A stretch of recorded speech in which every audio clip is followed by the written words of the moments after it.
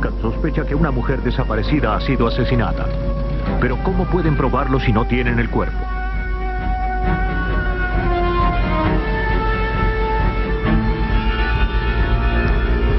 Luego de una búsqueda de 14 años, se encuentra un esqueleto. ¿Hay allí suficientes elementos como para determinar qué sucedió?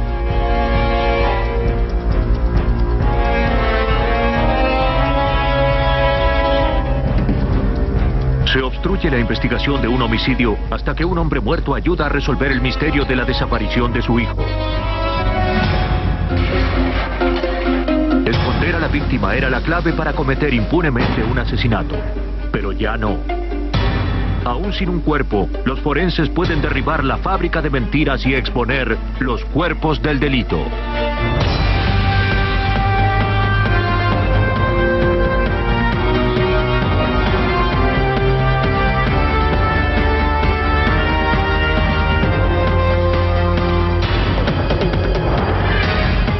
Los nuevos detectives. Casos estudiados por la ciencia forense. Hoy presentamos Cuerpos del Delito. Un cadáver. Generalmente es la primera pista de un homicidio. Pero sin una víctima, ¿cómo puede la policía atrapar al asesino? Sin una víctima, ¿cómo pueden probar que hubo un asesinato? En diciembre de 1986, la Policía Estatal de Connecticut se enfrentó con ese desafío. Hel Craft, una asistente de vuelo de 38 años de edad, desapareció de su hogar de la tranquila Newtown, Connecticut. Partió dejando a su esposo Richard y 3 niños. Su desaparición no sorprendió a Richard. Hel había solicitado el divorcio recientemente luego de descubrir que él tenía un romance. La niñera de los Kraft, Marie Thomas, estaba preocupada. Sus sospechas crecieron cuando notó manchas en la alfombra cerca de la cama del lado de Hel. Llamó a la mejor amiga de Hel, quien contactó al abogado de Hel. Según el detective de la Policía Estatal, Joseph DeStefano, Hel pudo haber temido por su vida. Hel le dijo a su abogado que si por alguna razón ella desaparecía o no venía a verlo o algo no estaba bien, que no lo tome como una coincidencia, algo estaba mal. Y ella pidió a su abogado que por favor investigara. Eso es exactamente lo que sucedió. Hel desapareció. La policía interrogó a Richard Kraft. A pesar de que sabían que su situación con Hel era difícil, no resultó sospechoso. Además de su empleo como piloto de una aerolínea comercial, Richard era un policía que había jurado respetar la ley. Pero cuando los investigadores estatales hablaron con los amigos de Hel, las sospechas sobre Richard comenzaron a crecer. Cuando la gente le preguntaba a Richard dónde estaba Hel, él daba diferentes respuestas. En un momento dijo que estaba visitando a su madre. En otro momento creo que dijo que estaba visitando a su hermana. En otro momento que no sabía dónde estaba. Cosas que no concordaban con lo que diría un esposo si su mujer hubiera desaparecido. Eso generó algunas sospechas. La policía tenía suficiente información como para obtener una orden para registrar la casa de los Kraft, pero no era suficiente como para acusar a Richard de algún crimen. Aún no sabían si se trataba de una investigación criminal o de la cacería de un ganso salvaje. En ese momento no teníamos respuestas, solo preguntas. Esperaban encontrar algunas respuestas en el dormitorio de los Kraft. Para el momento en que obtuvieron la orden, la habitación estaba virtualmente vacía, aparentemente lista para un nuevo cambio de alfombras, pero quizás también para borrar la escena del crimen. Mientras tanto, para Navidad, Richard estaba camino a Florida, a kilómetros de la policía. Algo sucedió aquí, pero ¿acaso el sospechoso había borrado toda la evidencia?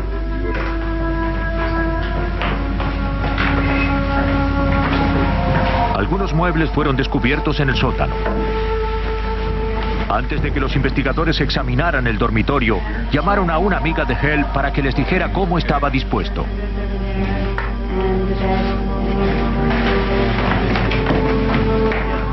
Luego que que la habitación estuvo en su disposición original, el equipo de forenses halló manchas en un lado del colchón. Se llamó al experto en manchas de sangre, Henry Lee, para que las investigara. Cuando se le da el primer golpe a alguien, generalmente no produce salpicaduras. Solo se crea una herida. Cuando la sangre comienza a depositarse alrededor de la zona herida de un capilar o una vena, allí se tiene una fuente de sangre. Cuando se le da el segundo golpe, entonces produce salpicaduras. Por el tamaño y la distancia de las manchas esparcidas en el colchón, Lee pudo determinar que la sangre salpicó a una velocidad media. Eso le dijo algo sobre el arma. Sabemos que es un objeto contundente, pero no puedo decir si es un martillo o un hacha o una linterna. Podría ser cualquier tipo de objeto contundente. En una cosa, Lee y los investigadores concordaban.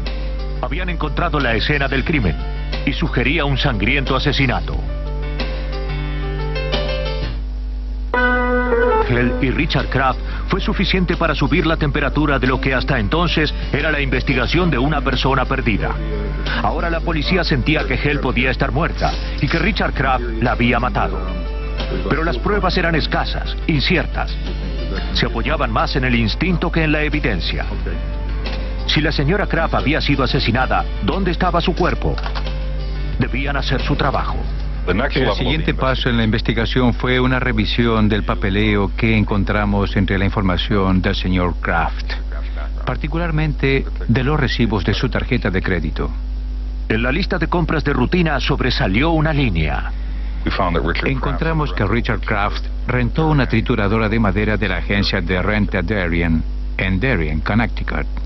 A pesar de que parecía un disparo en la oscuridad, el sargento De Stefano sugirió que quizá Kraft utilizó la trituradora de madera para eliminar el cuerpo. De Stefano era escéptico. Mi pensamiento inmediato fue que cosas como estas no suceden. Suceden en televisión, pero no en la vida real. Se dirigió a la agencia Darien para ver si es posible utilizar una trituradora de madera para deshacerse de un cuerpo.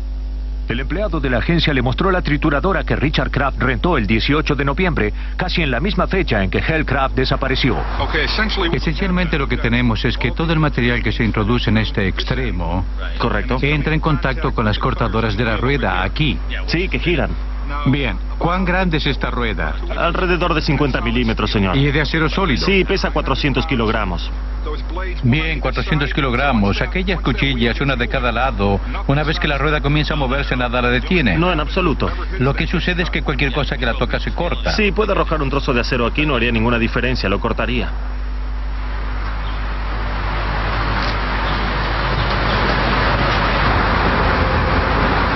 Entonces, 1200 revoluciones por minuto con una pieza de metal de 400 kilos, 2 cuchillas de 30 centímetros. No hay manera de que algo las detenga. No hay manera.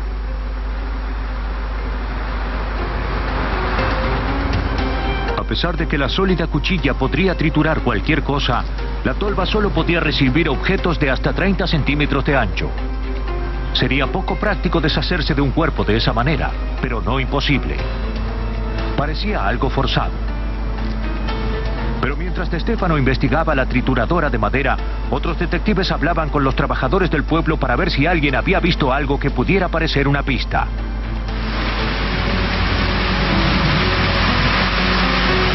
Un trabajador suplente reportó que había estado fuera temprano aquella mañana del 19 de noviembre.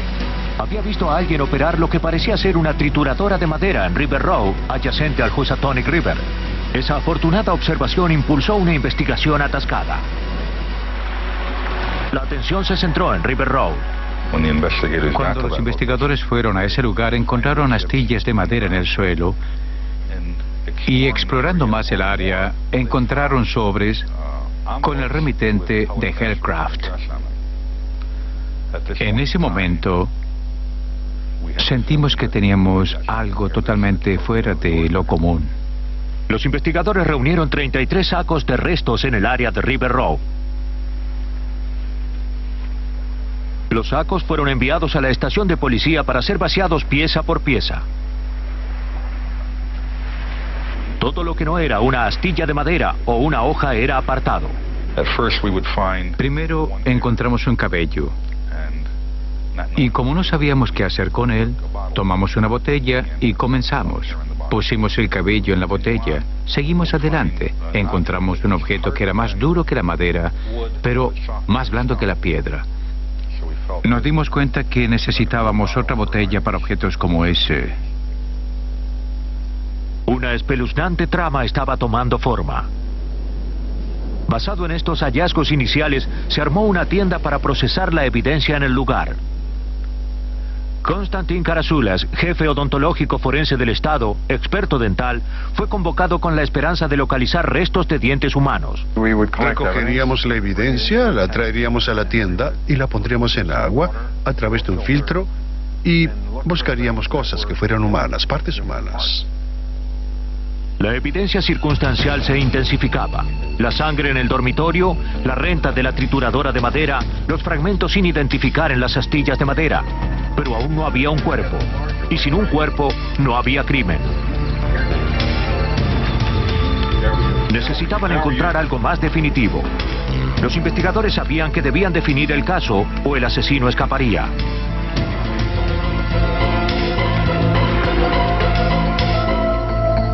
Mientras aparecía la evidencia de un crimen en River Road, la policía continuó interrogando a los testigos potenciales. Uno vio a un hombre con una trituradora de madera sobre un puente el 19 de noviembre, a casi 1,5 kilómetros al sur de River Road. Se enviaron buzos al puente para ver qué podían recuperar.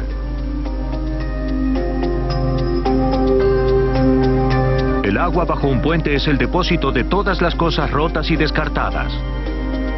Es una zona de abandono para los vándalos y un lugar en donde se lanzan y se olvidan las posesiones indeseables. Muchas son comunes, pero a veces se encuentra lo inesperado. Dan Lewis fue uno de los buzos. Lo que buscábamos era cualquier cosa que pudiera haber sido utilizado como arma. Buscábamos cualquier tipo de contenedor y más fragmentos del cuerpo.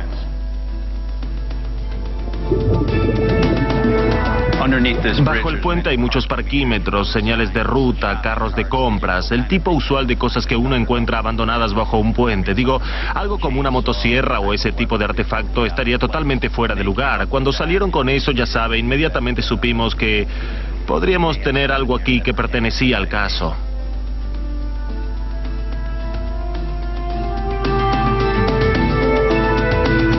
Como todo lo demás en este caso, la conexión con la motosierra era débil. La herramienta fue enviada al laboratorio del Dr. Lee para ver si se podía establecer un vínculo. Mientras tanto, a 1,5 kilómetros al norte, en la tienda, el detective de Stefano realizaba un horrible descubrimiento. Había colocado algunos restos en la pantalla. Los había enjuagado y lo que yo normalmente hacía luego de enjuagarlos era palparlos con mis dedos para estar seguro de que estaban totalmente enjuagados. Mientras lo hacía, uno desarrolla un tacto preciso por lo que uno maneja y las astillas de madera tienen cierta consistencia. Mientras lo hacía sentí algo que no parecía una astilla de madera. Se sentía escurridizo. Y cuando lo puse bajo la luz, vi que era el extremo de un dedo. La evidencia del crimen se volvía más aparente, pero aún no era lo suficientemente fuerte como para probar el asesinato de Hell o el nombre de su asesino. Las piezas comenzarían a unirse en el laboratorio de Lee mientras se estudiaba la motosierra. Debió haber una razón para arrojar la motosierra al río. En principio no sabemos cuál es el significado y la conexión, pero al examinar la motosierra encontramos pequeños fragmentos de cabello. Al examinarlos bajo el alto poder de ampliación de un microscopio, determinamos que eran humanos. No solo humanos, notamos que el cabello había sido decolorado y teñido. Para la asistente de Lee, Elaine Pagliaro, el cabello decolorado y teñido resultaba demasiado familiar. Más de 2,000 de ellos se habían recuperado de entre las astillas de madera y habían sido examinados.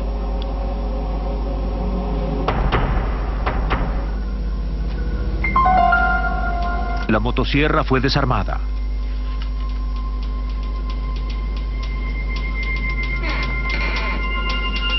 Dentro del bastidor había fibras de tela verde azulada y restos de carne y sangre. Las fibras eran del mismo color y la misma marca de la ropa de dormir de Hell. La carne en la motosierra era humana y el tipo de sangre coincidió con el de Hell Craft. Ahora era cuestión de encontrar a quién pertenecía a la motosierra. El número de serie se había corroído por estar bajo el agua, pero Elaine Pagliaro fue capaz de regenerarlo. Por la naturaleza de la manera en que está formado el metal, la impresión se efectúa a través de varias capas. Entonces, si uno borra la capa superior, si uno extrae esa porción corroída, entonces resulta posible leer las áreas impresas debajo.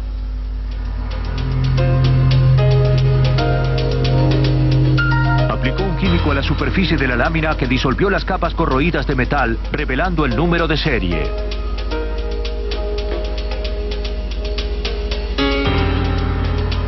El número es E59211616. Toda mi carrera recordaré ese número. Se rastreó el número de serie hasta llegar a un comerciante. La sierra había sido comprada por Richard Kraft.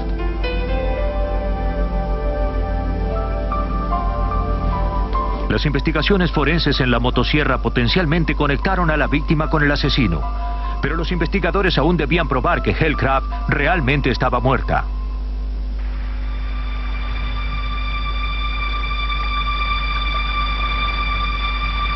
Luego de registrar el lugar del River Road por más de una semana, el doctor Carazulas encontró la pieza final del rompecabezas. Y cuando miré hacia abajo, noté que había un objeto. Y ese objeto era un diente humano. En las ciencias forenses, este es el Santo Grial. Supe que tenía todo lo que necesitaba para realizar la identificación de un ser humano.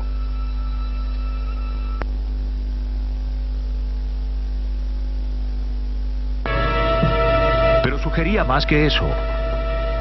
Parte de la mandíbula aún pendía del diente y parte de la raíz había sido cortada.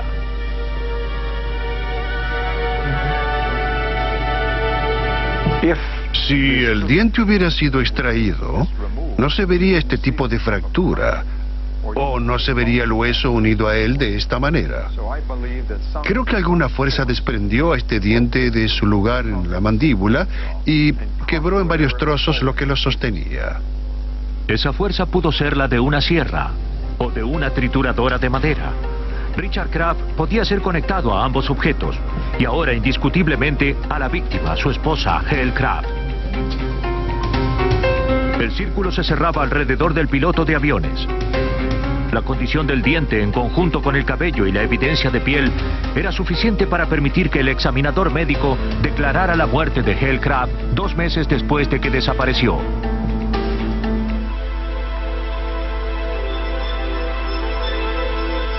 Solo se recuperaron 170 gramos de los restos de Hell Craft. Menos de 1 milésima parte del cuerpo humano. Pero fue suficiente para que la policía tuviera un caso. La mayoría de la gente no se da cuenta de 2 cosas. Número 1, ¿hasta dónde irá la policía para investigar un crimen? Y número 2, el poder de las ciencias forenses. No saben de los nuevos descubrimientos que ocurrieron en los últimos años y que revolucionaron las ciencias forenses en la investigación criminal. Es increíble lo que se puede hacer ahora cuando uno combina a la ciencia con la investigación. Por su crimen, Richard Kraft recibió 50 años de condena. Su inusual modo de deshacerse del cuerpo resultó ser su ruina, a pesar de que fue necesario todo un equipo de expertos forenses para demostrarlo. Acompáñenos. La desesperada búsqueda de una mujer por su hermana le llevaría 14 años de su vida. Abadi Hart buscaba un momento agradable, pero se unió a un mal grupo. Su círculo de amigos era un grupo heterogéneo de motociclistas, un rasgo amenazante en un pueblo ribereño generalmente somnoliento, Fredericksburg, Virginia, en 1982. En un lugar llamado The Joker's Wild se reunía una pandilla con mucho tiempo de ocio. El novio de Ava era el líder del grupo. Su nombre era George Pazzalo, pero él se llamaba a sí mismo George Sparta. Era un hombre más temido que respetado. Ava salió con él durante 8 años. Durante ese tiempo su relación se tornó abusiva. Ocasionalmente ella lo dejaba, pero no por mucho tiempo. El 20 de julio de 1982, Ava dejó su casa para trabajar en el Jokers Wild. Esa fue la última vez que alguien la vio.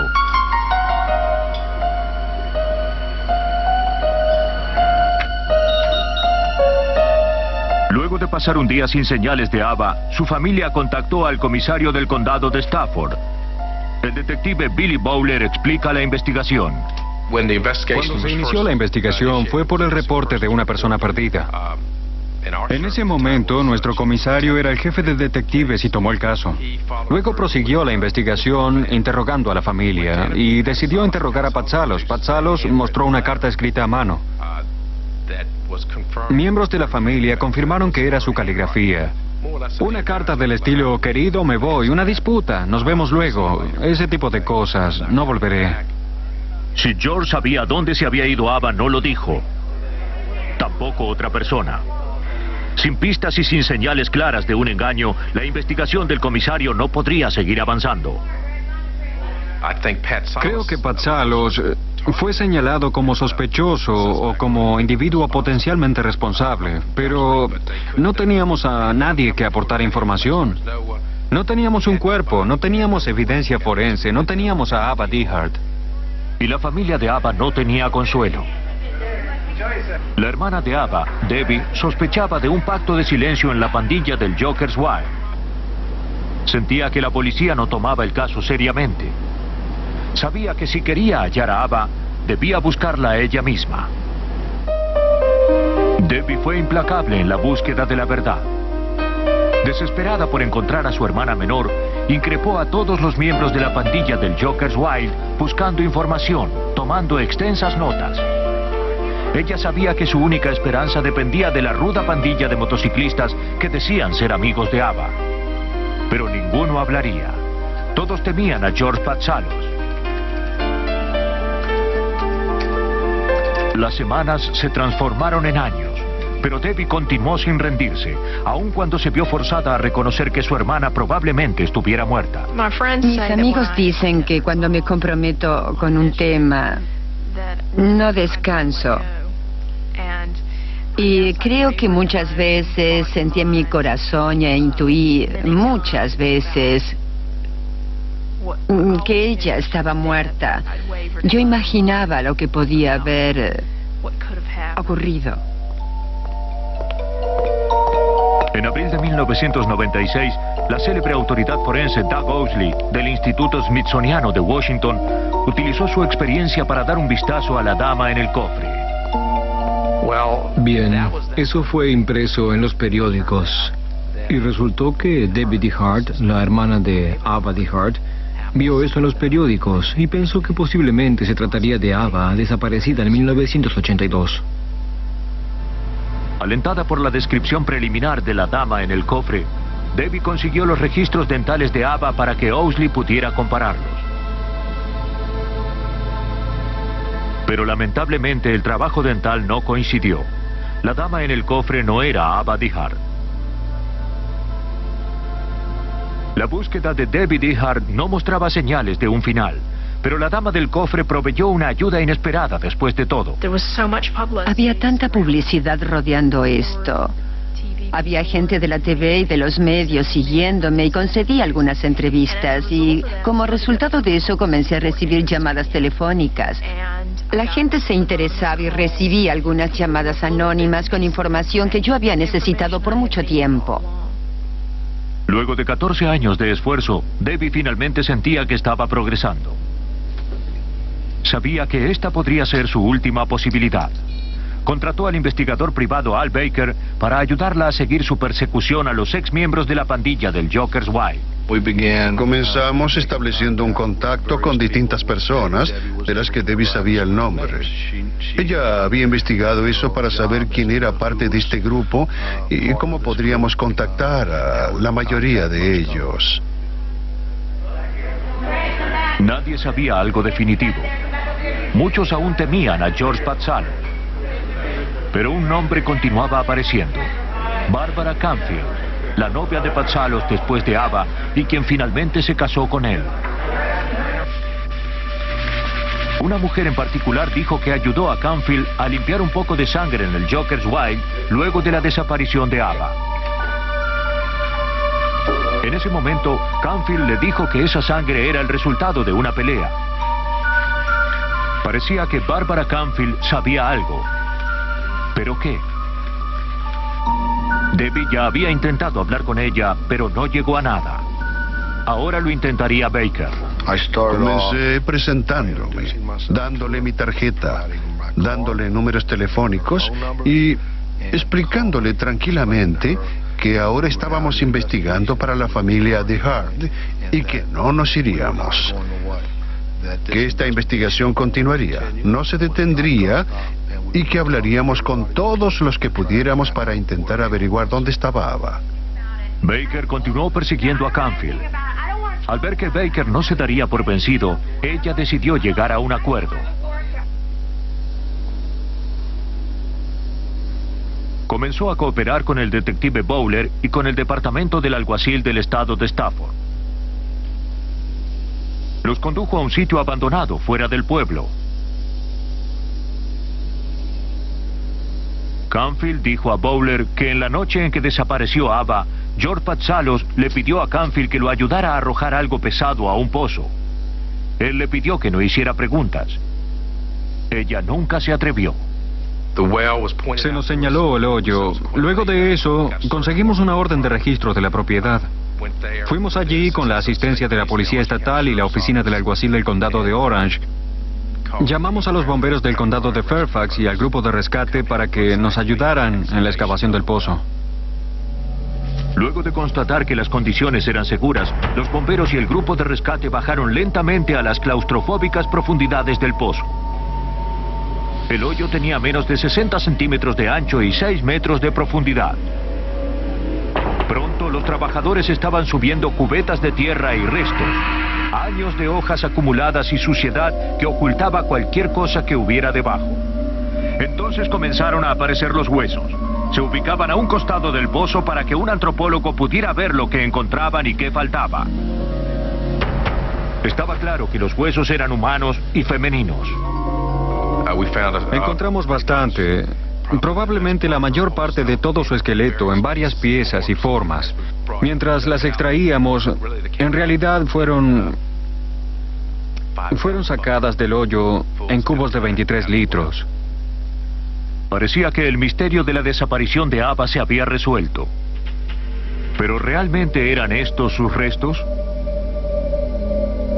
Una comparación de la mandíbula con los registros dentales de Ava confirmaron la terrible y a la vez tranquilizadora verdad.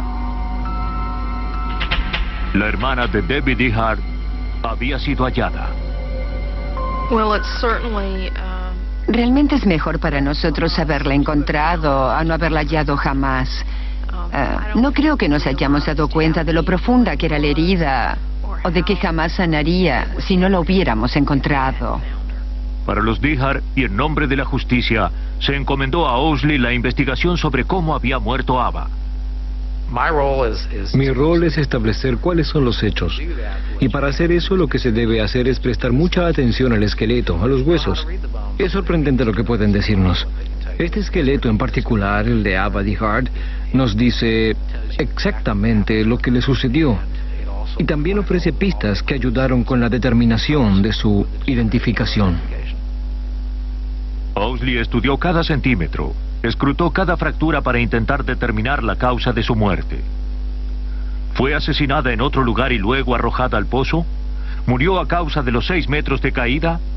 ¿O aún estaba con vida, atrapada y fue abandonada hasta morir?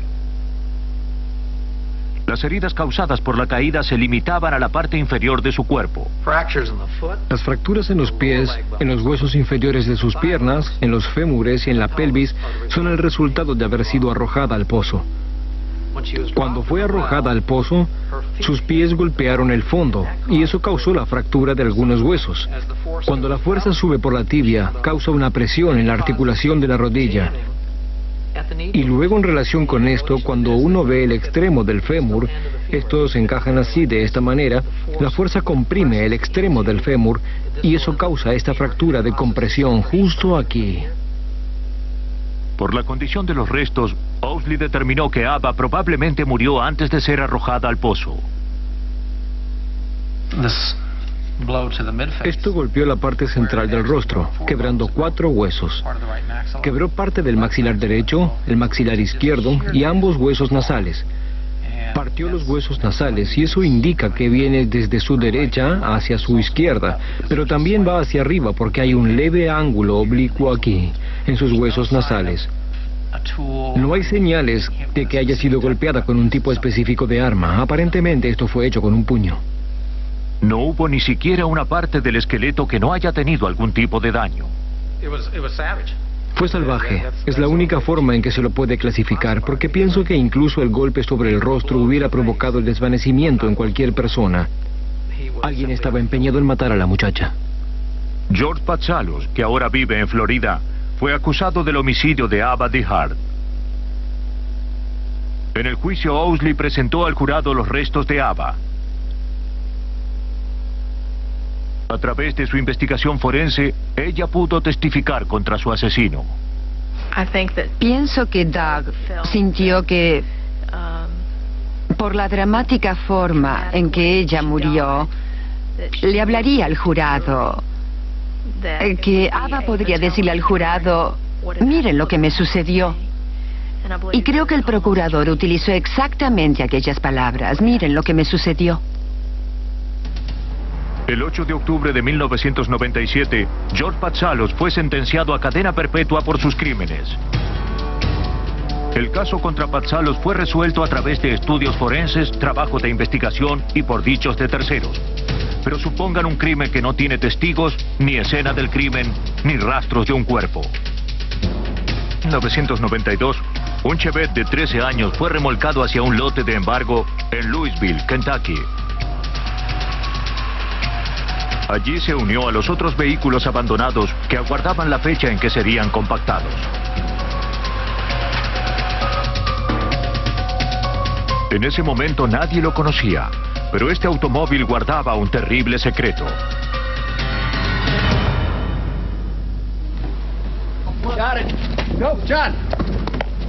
Todos en New Albany, Indiana, sabían que Eric Humbert y Jonathan Whiteside eran muy buenos amigos.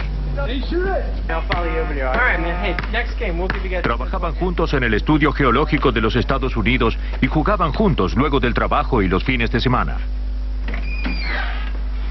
Por eso parecía normal que John Whiteside fuera la última persona en ver vivo a Eric Humbert. En la noche del 15 de enero de 1991, luego de jugar básquetbol con sus colegas, antes de ir a casa, ambos condujeron hacia un taller para dejar el camión de Whiteside para ser reparado.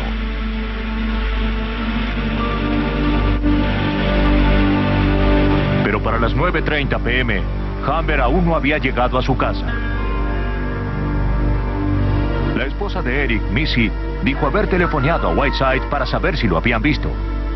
Whiteside dijo haber dejado a Eric pocos minutos antes y le aseguró que llegaría a casa en cualquier momento. Unos minutos se convirtieron en horas. A las 2 a.m., Missy llamó nuevamente a Whiteside. Eric aún no había regresado a casa y estaba preocupada. Jonathan dijo que llegaría pronto. Eric nunca regresó. Aunque Missy habló con la policía el día después de la desaparición de Eric, no asentó un reporte oficial de desaparición sino hasta 2 semanas más tarde. Su relación se estaba tornando difícil y pensó que Eric podría necesitar un poco de tiempo para estar a solas. Pero ahora ella sentía que algo terrible había sucedido. Había pasado demasiado tiempo. No hubiera dejado a su hijo de 18 meses de edad. Él no era así. El detective Keith Whitlow de la policía de New Albany dirigió la investigación. Comenzamos por entrevistar a sus colegas. Corrían rumores de que Eric podía tener una novia en otro estado. Investigamos a esa persona y no había visto a Eric. Por lo que su desaparición era bastante misteriosa para todos. No solo había desaparecido él, sino también su automóvil sin dejar ningún rastro. Pero algo interesante surgió de las entrevistas con los compañeros de trabajo de Missy.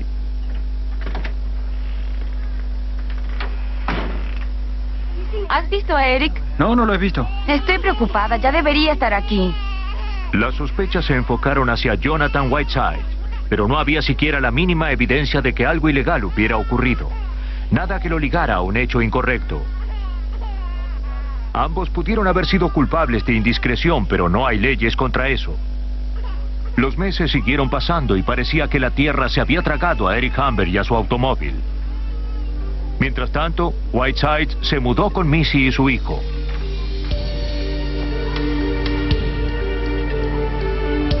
Luego, en abril, 4 meses después de que Eric fuera reportado desaparecido, un Chevette blanco apareció en un lote de embargo del estado de Louisville, Kentucky. Nadie lo reclamaba, por lo que estaba por ser vendido o desmantelado. Pero decidieron, por cuestión de rutina, realizar un último chequeo con el Centro Nacional de Información del Crimen para saber si este auto había sido robado o si se había localizado a su dueño. Y cuando lo hicieron, descubrieron que el automóvil era parte de una investigación sobre desaparición de personas al otro lado del río Ohio, en New Albany, en Indiana. Realmente estábamos muy cerca de perder una pieza clave del rompecabezas. El auto pertenecía a Eric Humber.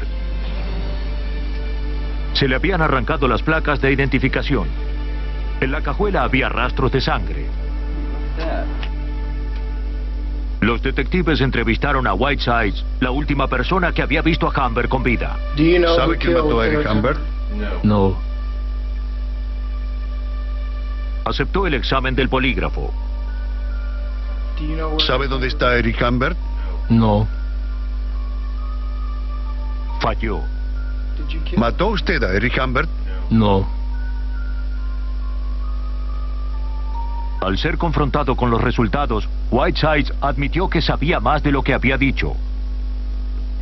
Dijo a la policía que luego del juego de básquetbol en la noche en que desapareció Eric, ambos condujeron al taller para dejar la camioneta de Whiteside. Más tarde condujeron hacia la casa de Whiteside para trabajar sobre otro automóvil. Desde allí la historia de Whiteside tomó un giro bizarro. Dice que de pronto Eric montó en cólera y lo acusó de tener un romance con su esposa, que exhibió un cuchillo y que se produjo un altercado físico entre ambos hombres allí en la cochera. Jonathan declaró que durante el forcejeo Eric fue accidentalmente apuñalado en la garganta, herida que según Jonathan resultó ser fatal. Jonathan entró en pánico. Pensó que nadie creería el raro accidente. Cargó el cuerpo en la parte trasera del Chevette, condujo varios kilómetros hacia un lugar remoto en el río Ohio y lo arrojó al agua. No podía recordar exactamente dónde lo había arrojado. La policía era escéptica sobre la historia de Whiteside. Luego de su declaración fue arrestado. Mientras tanto, analizaron su historia. Simplemente no encajaba, no parecía lógico. Hasta hicimos que unos oficiales simularan el combate que él había descrito y encontramos muy difícil de creer que había ocurrido de la forma en que él lo dijo. Aunque el cuerpo apareció, la única evidencia física que probaría o refutaría la historia de Whiteside era el Chevette manchado con sangre. Las manchas en la cajuela concordaban con la existencia de un cuerpo herido allí. Pero un detalle llamó la atención.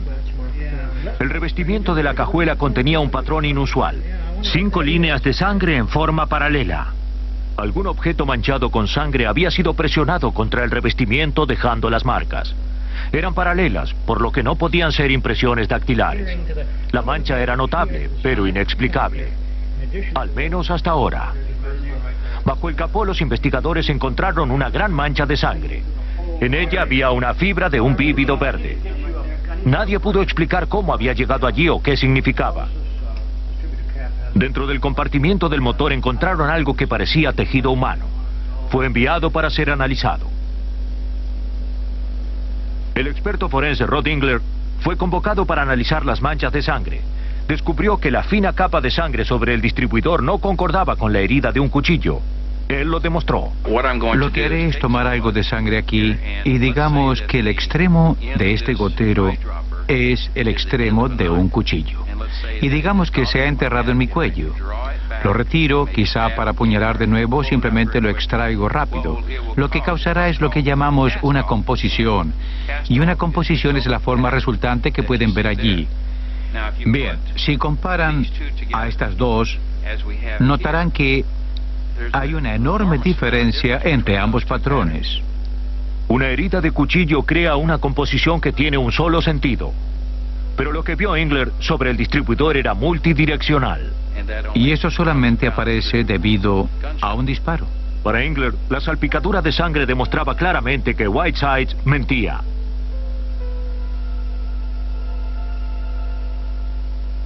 En Indiana, la forma de las manchas de sangre en el Chevette de Eric Humber generaban dudas de que hubiera sido apuñalado en la garganta. Más dudas aparecieron en el laboratorio forense de Oregon, donde la muestra de tejido extraída del motor era estudiada por Ray Grimsbaugh. El análisis microscópico reveló que el tejido era humano, pero no pertenecía al cuello de nadie. El ordenamiento de las células, la forma de las células, nos decían que era tejido cerebral. Un examen más detallado del automóvil reveló un agujero de bala oculto en la base del limpiaparabrisas. Dos pequeños fragmentos fueron recuperados y enviados a Grimsbaugh. Él confirmó que eran los fragmentos de una bala de casco de cobre. Pero lo más intrigante era la pequeña fibra verde adherida a la bala. No sabía qué relación tenía eso. Una cosa era segura: el automóvil había recibido un disparo, no una puñalada. La historia de Whiteside no concordaba. En busca de la verdad, los investigadores fueron hacia la cochera en la casa donde vivía Jonathan Whiteside, la cochera donde dijo que su amigo accidentalmente se había herido de muerte. Ya habían pasado 4 meses en la escena del crimen. ¿Quedaría algo por ver? A primera vista la cochera se veía limpia. Pero pronto fue encontrado un casquillo 9 milímetros. Días después se encontró una pistola 9 milímetros en la camioneta de trabajo de Whiteside. Aparentemente a Eric Humber le habían disparado. El tejido cerebral y la trayectoria de la bala indicaban que le habían disparado en la cabeza. Pero faltaba algo. Algo no parecía correcto. Bien, no tenemos una gran mancha de sangre. Normalmente cuando alguien es baleado en la cabeza tenemos sangre y coágulos por todas partes. En esta ocasión tuvimos muy poco, por eso cuando pudimos identificar el tejido básicamente era del cerebro. La mancha, el fragmento de la bala, todo parecía concordar. Esta persona probablemente fue baleada en la cabeza. Luego apareció la pregunta: ¿cómo sucedió eso sin que haya sangre por todas partes? Bien, la pequeña fibra verde, pienso que allí es cuando la pequeña luz se encendió en mi cabeza. Había una fibra verde en la bala. Lotería, por eso no tenemos la sangre. Él tenía puesto un gorro. El patrón en forma de ola de la mancha de sangre encontrada en el revestimiento de la cajuela también pudo haber sido provocado por el tejido del gorro. El equipo forense solicitó un análisis de ADN de la sangre. El problema era que no tenían nada con qué compararlo. Para seguir el proceso debían trabajar con el pasado. Los parientes sanguíneos comparten similitudes en sus ADN. El equipo forense contó con eso para acercarse al perfil genético de Eric. Identificar a Eric Humbert básicamente requirió un examen de paternidad. Construimos su historia familiar.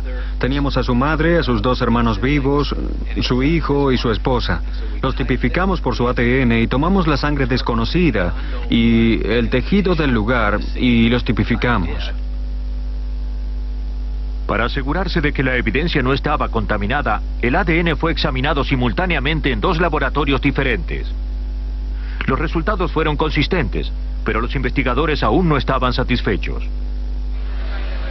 El equipo forense necesitaba conseguir el ADN de ambos padres de Humbert para estar seguros de que sus descubrimientos fueran precisos e irrefutables. Se obtuvo un permiso para exhumar a su padre, que había muerto varios años antes. El ADN fue extraído de los huesos de las piernas del padre de Humbert. Los códigos genéticos del padre y la madre fueron comparados con el ADN de la sangre encontrada en el Chevette.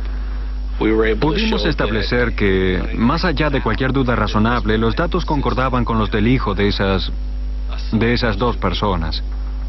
Aún sin el cuerpo de Eric Humber, la fiscalía tuvo todo lo necesario para condenar a Jonathan Whiteside. La fiscalía alegó que en la última noche de la vida de Eric Humber, acudió a la casa de Jonathan Whiteside para ayudarlo a reparar su automóvil. Pudo haber sospechado que su mejor amigo tenía un romance con su esposa, pero no pudo saber cuánto quería su mejor amigo sacarlo del camino. Mientras Humber se inclinaba sobre su propio automóvil para mostrar a Whiteside cómo había realizado una reparación similar en su Chevette, Whiteside sacó una pistola 9 milímetros y disparó a su amigo a modo de ejecución desde corta distancia. Luego cargó el cuerpo en la parte trasera del automóvil. Se deshizo de él y abandonó el vehículo. Pensó que al eliminar el cuerpo eliminaría toda la evidencia. Estaba equivocado. El jurado deliberó solamente 45 minutos antes de encontrar culpable de homicidio a Jonathan Whiteside. Fue sentenciado a 50 años de prisión. No hace mucho tiempo, cuando las víctimas desaparecían, los asesinos quedaban en libertad. Hoy están cambiando las reglas. Las leyes de la justicia se han unido a las leyes de la ciencia. Y aunque la víctima no pueda ser encontrada, hay posibilidades de que los asesinos lo sean.